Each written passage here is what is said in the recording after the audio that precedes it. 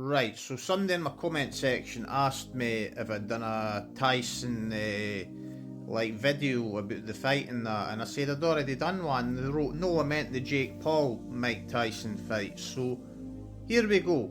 This is in July, I believe, anyway, right?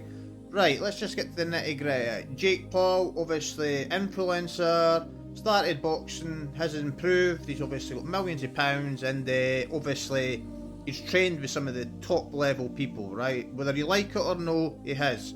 Now, Jake Paul has fought mostly influencers or fucking ex-UFC fighters or a basketball player, right?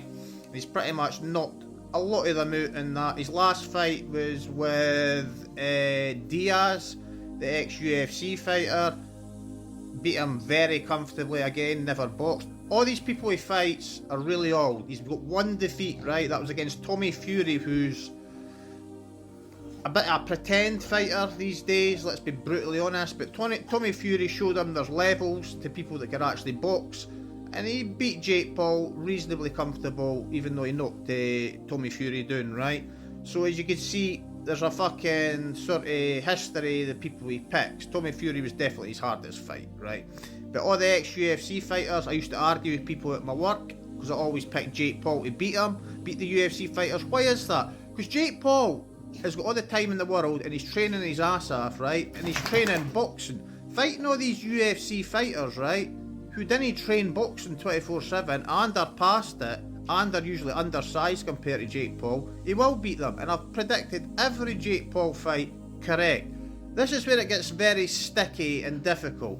He's fighting a living legend in Mike Tyson, right? Who was a machine back in his day. But Mike Tyson's day was further back than my fucking hairline, right? So, Mike Tyson's last professional fight was against Kevin McBride, where he lost, he quit, right? Before that, he got beat by Danny Williams. He was looking quite good in the Danny Williams fight for a round or two. His knee went, he obviously gassed out as well. He didn't have the heart back then either, and he quit, right? That was the sort of theme of Mike Tyson towards the end of his career. That Mike Tyson would annihilate Jake Paul. The Kevin McBride Mike Tyson, i.e. in his last professional fight, would absolute flatten Jake Paul in fucking 30 seconds, right?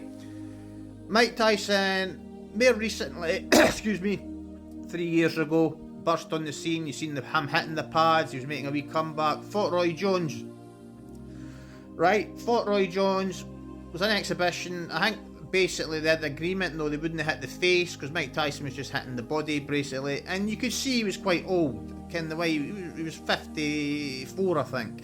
You could see the way he was moving in the ring. Obviously, age, man, it's just normal, right? Even though the clips looked great, it didn't quite transfer into the ring. He looked quite old, and his footwork wasn't quite there. He still was decent for 54, let's be fucking clear on that though, right? Anyway, fast forward another 3-4 years, he's got this Jake Paul fight. What do I think? From what I've seen, Tyson's in decent shape. Jake Paul's bulked up, which I think will play against him. He's never fought it that way. He's put on about 30 pound. He'll tire quicker. He's still got youth and speed and athleticism, Tyson, who will be 58 years old. 30 years age difference. Too many years in the comment section. I'm a boxing historian, man. I've watched it all my days and that. Are looking at Mike Tyson, the name, and what things he used to do when he was younger, right? Killing cunts, basically, right? He's fucking 58 when this fight comes around. The only things I will say will play in Tyson's favour are, it's 2-minute rounds, right? Which he wanted, obviously. He's saying it's for mere action. I'm saying it so he doesn't get tired, right? Because he's got an explosive style.